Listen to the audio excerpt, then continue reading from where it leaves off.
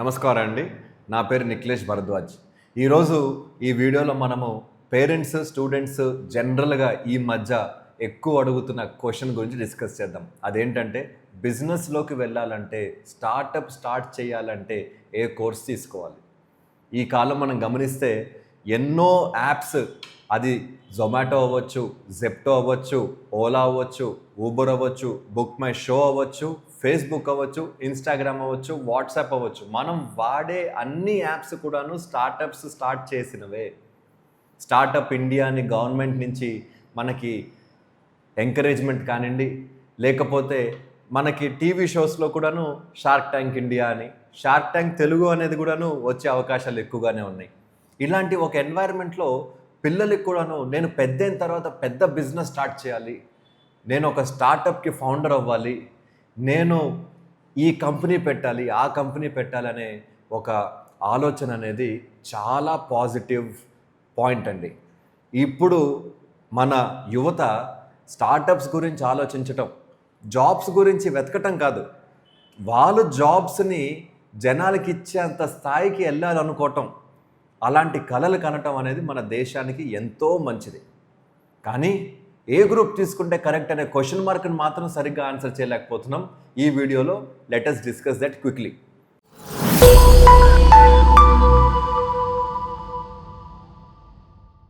MPC తీసుకుంటే మనం engineering చేసిన తర్వాత ఎంబీఏ చేసేసి బిజినెస్ చేసేయచ్చా?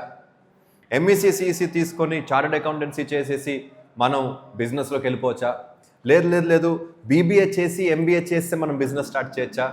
ఏ దారిలోకి వెళ్తే మనం బిజినెస్ స్టార్ట్ చేయొచ్చు అనేది ఒక పెద్ద క్వశ్చన్ మార్క్. దానికి ఆన్సర్, ఏ దారి మీకు బిజినెస్కి గ్యారంటీ లేదు. Yes, no way you will know what is the right way for business. No way you will know what is the right subject combination for business. Business అంటే ఏంటి? బిజినెస్లో ఒక ప్రోడక్ట్ని కానీ సర్వీస్ని కానీ మనము జనాల వరకు దాన్ని తీసుకువెళ్తాం. ప్రొడక్ట్ డెవలపర్స్ ఉంటారు, సర్వీస్ డెవలపర్స్ ఉంటారు, మార్కెటింగ్ వాళ్ళు ఉంటారు, సేల్స్ ఉంటుంది, హెచ్ఆర్ ఉంటుంది, ఫినాన్స్ ఉంటుంది, లాజిస్టిక్స్ ఉంటుంది, స్ట్రాటజీ ఉంటుంది, ఆపరేషన్స్ ఉంటుంది, అనలిటిక్స్ ఉంటుంది. ఇలాంటి ఎన్నో ఫంక్షన్స్ కలిస్తే కానీ ఒక బిజినెస్ అనేది తయారవుతుంది. ఎంపీసీ చేసి ఇంజనీరింగ్ చదివి స్టార్టప్స్ స్టార్ట్ చేసి సక్సెస్ఫుల్ అయిన వాళ్ళు కూడా ఉన్నారు. ఎంఈసీ చేసి చార్టర్డ్ అకౌంటెన్సీ చేసి సక్సెస్ఫుల్ స్టార్టప్స్ కూడా ఉన్నారు. ఒకటే దారి, ఈ దారి మాత్రమే మీకు సక్సెస్ బిజినెస్లో ఇస్తుందనే ఏ దారి లేదు.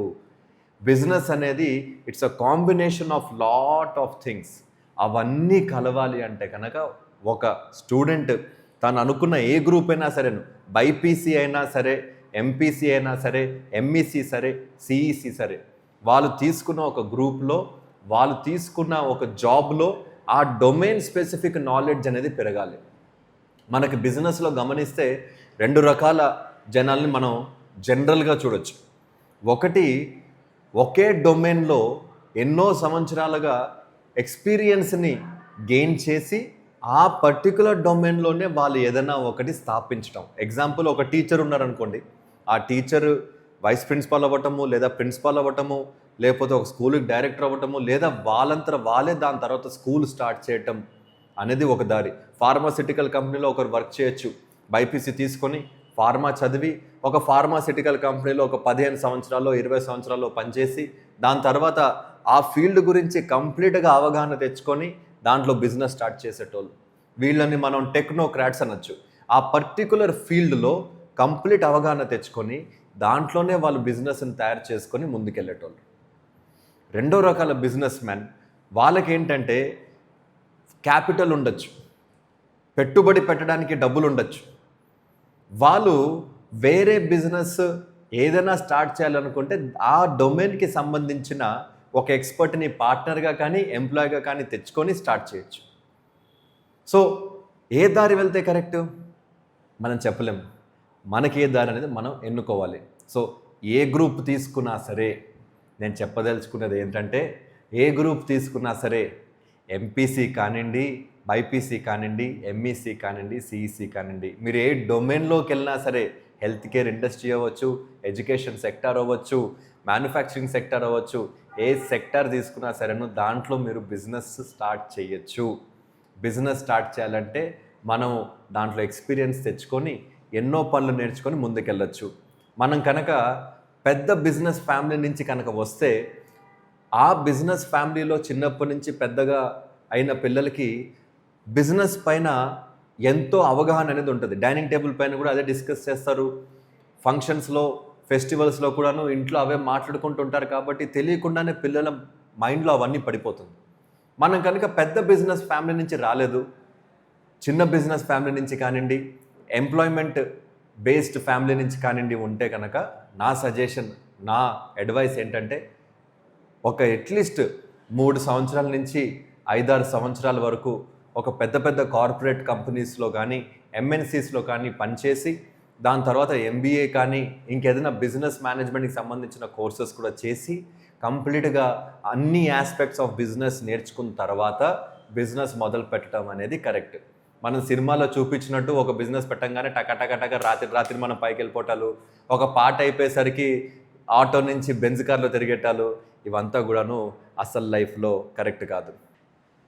ఇంకొక విషయం, ఈ కాలం పిల్లలకి స్టీవ్ జాబ్స్, లేకపోతే మన ఎలన్ మస్క్, లేకపోతే మార్క్ జుకర్బర్గ్ ఇలాంటి కొంతమంది పెద్ద పెద్ద బిజినెస్ మెన్ ఐడియాస్ని యూట్యూబర్స్ కానివ్వండి, ఇన్స్టాగ్రామ్ రీల్స్ తయారు చేసేటోళ్ళు కానివ్వండి, కాలేజ్ డ్రాప్ అవుట్ అయినా సరే, చదువు ఆపేసినా సరే బిజినెస్లో బాగా సక్సెస్ఫుల్ అవ్వచ్చు అనే ఒక ఆలోచనని పిల్లల్లోకి నింపుతున్నారు. ఇలాంటి ఆలోచన చాలా ప్రమాదం. ఈ ప్రమాదం అనేది పిల్లల్ని తప్పుదారిలో తీసుకెళ్లే అవకాశాలు ఎక్కువ ఉన్నాయి. మార్క్ జుకర్బర్గ్ అనే ఒక వ్యక్తి ఫేస్బుక్ని స్టార్ట్ చేసిన మనిషి హార్వర్డ్ యూనివర్సిటీ నుంచి డ్రాప్ అవుట్ అయ్యాడు. స్టీవ్ జాబ్స్ యాపిల్ని స్టార్ట్ చేసిన మనిషి స్టాన్ఫర్డ్ యూనివర్సిటీ నుంచి డ్రాప్ అవుట్ అయ్యాడు. స్టాన్ఫర్డ్ యూనివర్సిటీ, హార్వర్డ్ యూనివర్సిటీ వరకు వెళ్ళటమే చాలా పెద్ద విషయం. నేను పిల్లలకి అదే సరదాగా చెప్తాను. వాళ్ళు స్టాన్ఫర్డ్, హార్వర్డ్ దాకా వెళ్ళిన తర్వాత కావాల్సి వస్తే డ్రాప్ అవుట్ అవ్వండిరా అంటారు. ఎందుకంటే ఆ స్టేజ్కి వెళ్ళిన తర్వాత డ్రాప్ అవుట్ అయ్యి దాని తర్వాత వాళ్ళు బిజినెస్ సక్సెస్ అవటం అనేది వేరే స్టోరీ. మనం చదువుతున్న కాలేజెస్, మనం వెళ్ళబోతున్న ఇంజనీరింగ్ కాలేజెస్, డిగ్రీ కాలేజెస్, మనం చదువుతున్న దేశము, మన దగ్గర ఉన్న ఎకో సిస్టమ్, ఎన్వైర్న్మెంట్, వీటన్నిటినీ మనం కనుక కన్సిడర్ చేస్తే ఈ ఎగ్జాంపుల్స్ని మనము మన లైఫ్లో డైరెక్ట్గా అప్లై చేయటం అనేది అస్సలు కరెక్ట్ కాదు. సో నా ఇంకొక రిక్వెస్ట్ తల్లిదండ్రులకి కానివ్వండి, తల్లిదండ్రుల ద్వారా వాళ్ళ పిల్లలకి కానివ్వండి ఏంటంటే, దయచేసి ఇలాంటి ఒక మిస్కన్సెప్షన్స్లోకి మాత్రం వెళ్ళకండి.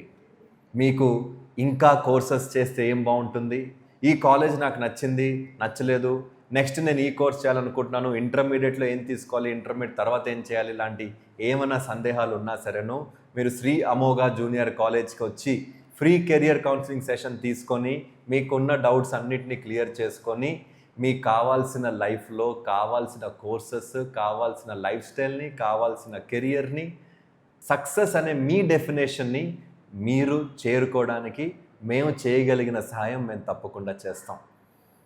మీకు కనుక మా కోర్సెస్ ఏమున్నాయో తెలుసుకోవాలంటే ఈ నెంబర్కి మీరు కాల్ చేయొచ్చు, లేదా ఈ మధ్య గూగుల్లో అమోఘ జూనియర్ కాలేజ్ అని టైప్ చేస్తే దానికి సంబంధించిన website, email ID, Instagram pages, YouTube ఇలాంటి ఎన్నో చోట్ల మీరు మమ్మల్ని రీచ్ అవుట్ అవ్వచ్చు.